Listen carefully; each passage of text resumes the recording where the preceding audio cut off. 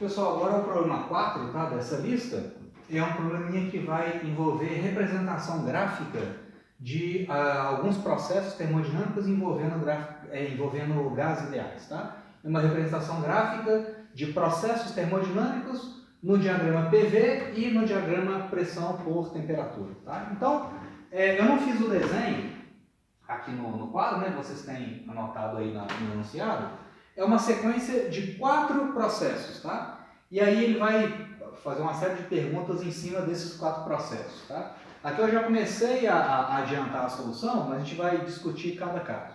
Primeiro é o seguinte, né? Ele fala o seguinte, que Teodorico coloca um gás ideal em um recipiente cilíndrico, que é esse que está desenhado aí no enunciado de vocês, fechado por um êmbolo que pode se mover livremente. Inicialmente o gás está a temperatura ambiente, e o êmbolo a uma certa altura H, que ele está marcando aí no desenho, tá? Aí, bom, ele vai fazer 4 etapas, né? 4 processos, A, B, C e D. Então aí, o Teodorico realiza o seguinte procedimento, descrito nessas etapas. No procedimento A, que eu estou chamando de 1 aqui, né? Você vê que nesse desenho, número 1 é o desenho aí do lado esquerdo, esse pistãozinho aí do lado esquerdo. Nesse experimento, ele aquece o gás lentamente, deixando o êmbolo subir até uma altura H maiúsculo, como representado na figura 1. Logo de cara, gente, olha só, pega aí o desenho da figura 1.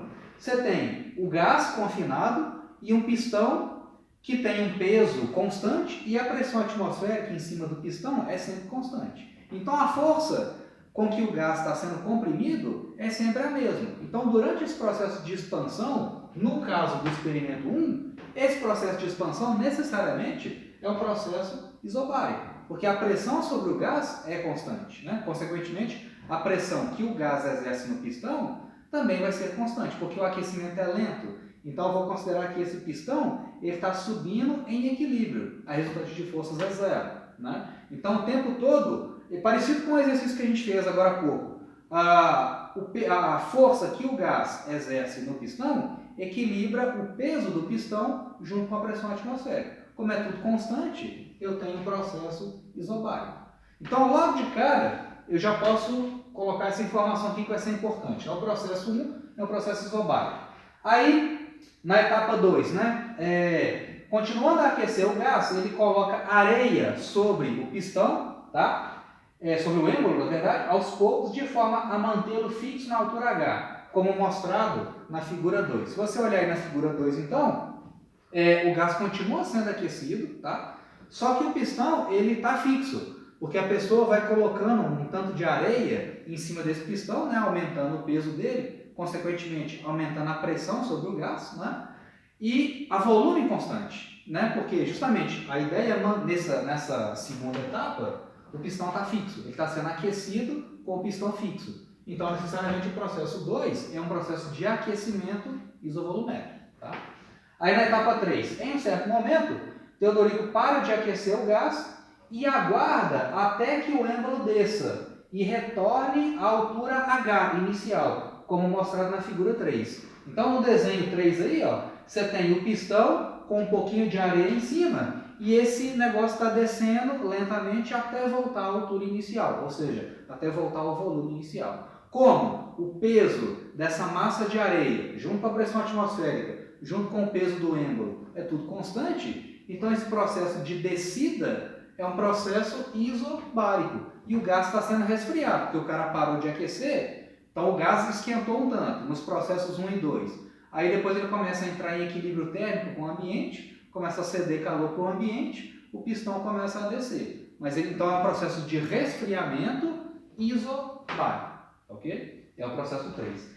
E no 4, em seguida, ele retira toda a areia lentamente de forma a manter o êmbolo fixo na posição H, como mostrado na figura 4. Então, na etapa 4, ele começa a retirar a areia de cima do pistão, então está diminuindo a pressão, mas mantendo o volume constante, ok?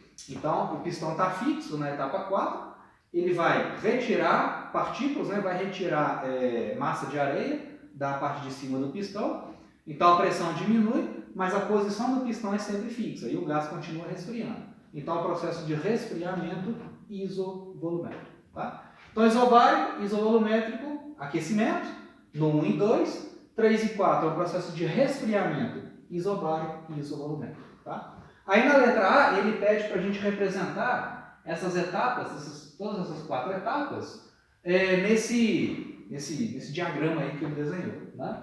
E para identificar cada um desses experimentos, 1, 2, 3 e 4. Né? Então, o experimento 1 é um processo de aquecimento a pressão constante. Né? Então, no experimento 1, o volume está aumentando, o gás está sendo aquecido e mantendo a pressão constante. Né? Então, o meu P1 aqui, a pressão é baixa, você vê que eu desenhei essa linha horizontal aqui mais embaixo, né? É uma baixa pressão, por quê? No experimento 1, a pressão é pequena, porque eu só tenho o peso do pistão e a pressão atmosférica. Né? O camarada no experimento 1 ainda não tinha colocado aquele montinho de areia em cima do pistão, então a pressão é pequena. Né? Então, nesse caso aqui, é um processo de aquecimento, o volume aumenta, mantendo a pressão constante. Né? Se a gente lembrar da equação de estado dos gases ideais, olha só, PV igual a nRT. Para a pressão constante, o que é o volume? Volume é mR sobre pressão vezes temperatura. Se o número de mols é fixo e a pressão é fixa, quanto maior a temperatura, maior o volume. Né? Então aqui o gás está sendo aquecido, a temperatura dele está aumentando e o volume também. Né? Então esse primeiro aqui é o processo 1. É o primeiro aqui. O segundo processo, o gás continua sendo aquecido, só que agora a volume constante. Para um processo a volume constante, como eu tenho um aquecimento, a pressão tem que subir. Né? Olha só, para volume constante eu tenho que a pressão é igual a nR sobre volume, ó, passei o volume para cá dividindo. Então a pressão é nR sobre volume vezes temperatura. Como o gás está sendo aquecido nesse processo aqui, ó, a volume constante, ó, a temperatura está aumentando, então a pressão tem que aumentar também. Então eu tenho essa transformação número 2, é essa que está colocada aqui, ó, número 2. Pressão aumenta, a volume constante. Né? Então 1 e 2 são processos de aquecimento. O processo 3 agora, o pistão começa a descer, então o volume vai diminuir. Então na etapa 3 aí, ó, a pressão está mais alta, a pressão é mais elevada, porque eu tenho tanto o pistão quanto aquela massa de areia, mais a pressão atmosférica, então a pressão é mais alta, a pressão sobre o gás é mais elevada do que na etapa 1, e ela é constante e o gás está sendo resfriado. Consequentemente, o volume dele está diminuindo. Para processos, a pressão constante, menor temperatura implica menor volume. Né? Então, o gás está diminuindo a sua temperatura e também o seu volume. Então, aqui é a etapa 3. E a etapa 4 só pode ser essa aqui, né? Um processo de resfriamento isobárico, voltando com o gás para o estágio inicial. Né? Então, essa última etapa aqui, ó, é um processo a volume constante. Então, se a temperatura está diminuindo, a pressão tem que diminuir também. E é o que está acontecendo aqui, só que é o volume constante. Então, você pode justificar isso em palavras mesmo. Né? Você tem um processo de aquecimento e um de resfriamento isobáricos, um aquecimento e um resfriamento isovolumétricos, e em cada etapa, a pressão é direta para a pressão constante, o volume é proporcional à temperatura. Então, aqui o volume tem que aumentar e aqui o volume diminui. Nos processos a volume constante, a pressão é proporcional à temperatura. Quanto maior a temperatura, maior a pressão. Quanto menor a temperatura, menor a pressão. Okay? Tá? Só pode justificar usando a equação de estado dos gases ideais. Tá? E aí, na letra B, que é a próxima aí, né, o que ele fala? Esboce no quadro ao lado o diagrama de pressão, agora em função da temperatura. Tá? Para cada uma das etapas descritas acima e identifique nesse mesmo diagrama a cada uma dessas etapas. Né? A, B, C e D. Que eu chamei aqui de 1, 2, 3 e 4. Né? Então, olha só, gente. Inicialmente, o gás está a uma temperatura qualquer, T1, uma temperatura inicial, e a pressão dele é mais baixa. A pressão é P1, está marcado aqui. Né? Aí vamos ver, o processo 1 é um processo de aquecimento isobárico.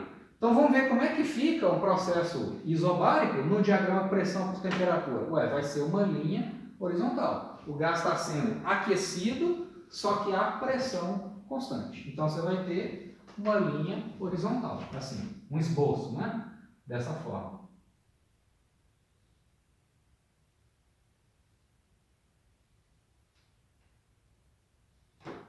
Então é um aquecimento isobárico. A gente não tem os valores numéricos, né, do experimento, então é só um esboço. Tá? O que interessa para a gente aqui é o comportamento do gráfico, tá? Em cada processo. Aí o processo 2 já é um processo de aquecimento isovolumétrico. Então é um processo de aquecimento a volume constante. Olha só, gente. Por isso que essa equação eu coloquei ela aqui, porque ela vai ser importante agora nesse diagrama. Como o número de mols é fixo e o volume é fixo, para processos AV constante, num gás ideal, a pressão é diretamente proporcional à temperatura. Significa o quê? Se você dobra a temperatura, você dobra a pressão. Se você triplica a temperatura, você triplica a pressão. E por aí vai. Então isso aqui é uma equação do tipo Y é igual a A vezes X, né? Onde o meu Y aqui é a pressão e o meu X é a temperatura. E aquela inclinação aqui, ó, é o NR sobre V, que é constante, né? Então, essa equação aqui, ó, num diagrama pressão por temperatura, é uma equação de reta, tá? Então, e mais do que isso, é uma equação de reta passando pela origem. Então, como é que fica o desenho correto dessa transformação? Eu vou ter isso aqui, ó. Tem um detalhe aqui que é importante, que muitas vezes a gente esquece, né? Mas é um detalhe que faz toda a diferença, que é isso aqui, ó.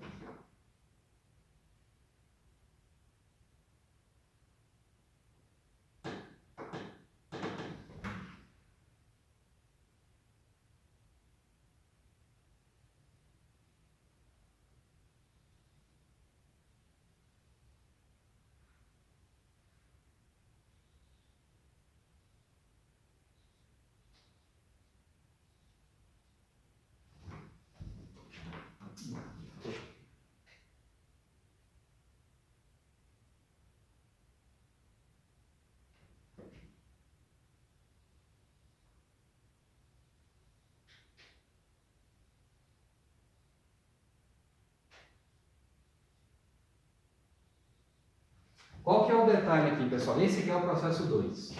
É um processo de aquecimento isovolumétrico, tá? Processo de aquecimento a volume constante. O que é isso aqui, gente? Bom, isso é uma reta, é um trecho de uma reta, né? Então, pressão é uma constante vezes a temperatura. Então, a transformação acontece nesse intervalo, entre uma temperatura inicial aqui e uma temperatura final, né?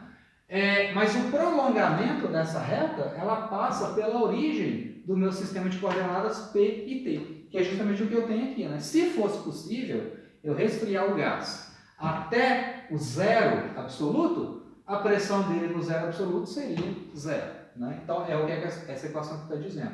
Se fosse possível eu manter o volume do gás constante e resfriar esse gás até o 0 Kelvin, a pressão dele seria zero. Tá?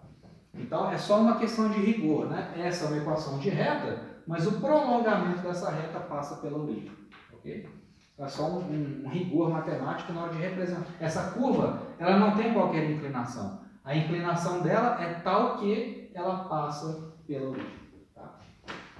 Então, esse é o processo 2, que é isovolumétrico. Agora, o resfriamento isobárico. Então, é um processo desse aqui, né? A temperatura está diminuindo, o volume diminui, a temperatura diminui, a pressão é constante, né? Se a pressão é constante e a temperatura diminui, eu vou ter uma linha horizontal nesse gráfico, né? Dessa forma aqui. Um esboço vai ser esse aqui, ó.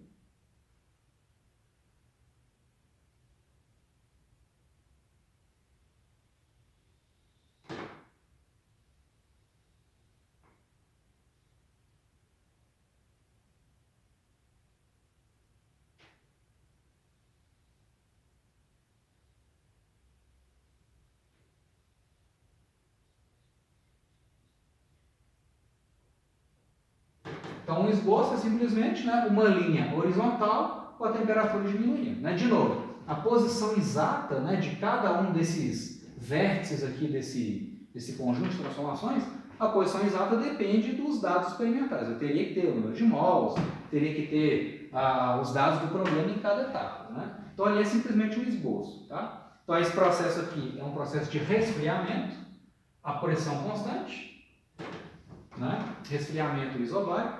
E o último processo, de novo, é um processo isovolumétrico. Então, um processo a volume constante, a pressão diminui proporcionalmente à temperatura. Então, de novo, eu vou ter uma equação de reta passando pela origem. E detalhe, né? Ao final dos 4 processos, o volume, o gás volta para o estado original. Então, isso aqui vai ser um conjunto de transformações cíclicas, né? Com o gás voltando para o estado original. Então, aqui, ó, na hora de representar essa equação, né, pressão por temperatura, o ponto final dessa linha vai ser justamente o ponto inicial, né, porque o gás completou um ciclo.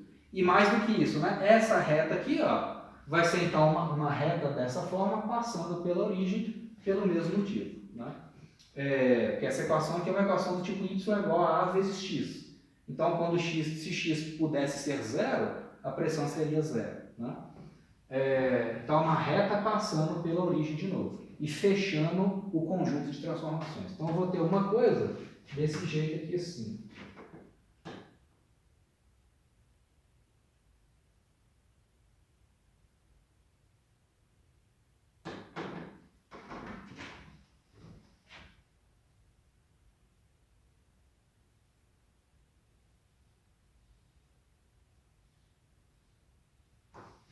Então, essa última etapa aqui, a etapa 4. De novo, né? Eu tenho um processo a volume constante, então a pressão é proporcional à temperatura, ou seja, eu tenho uma reta passando por aqui. Essa reta não vai ter uma inclinação qualquer. Ela tem uma inclinação tal que o prolongamento dela passe pela origem, de novo, né? Se fosse possível, nesse experimento 4 aqui, eu manter o volume do gás constante e resfriar esse gás até o zero absoluto, a pressão dele no zero absoluto seria zero, né? Hipoteticamente. Tá? E o ponto final dessa transformação é justamente o ponto inicial do meu experimento, porque eu tenho um processo cíclico, né? Um conjunto de 4 transformações formando um ciclo. Tá? Então aquele ali é o esboço desse problema, até o esboço mais rigoroso, né, desse problema. Tá legal? Então é uma questão mais qualitativa, mas envolve uma interpretação gráfica e equacionada, né, das transformações envolvendo gases ideais. Tá? Beleza, aí isso encerra então o terceiro vídeo. Na sequência a gente faz mais alguns problemas.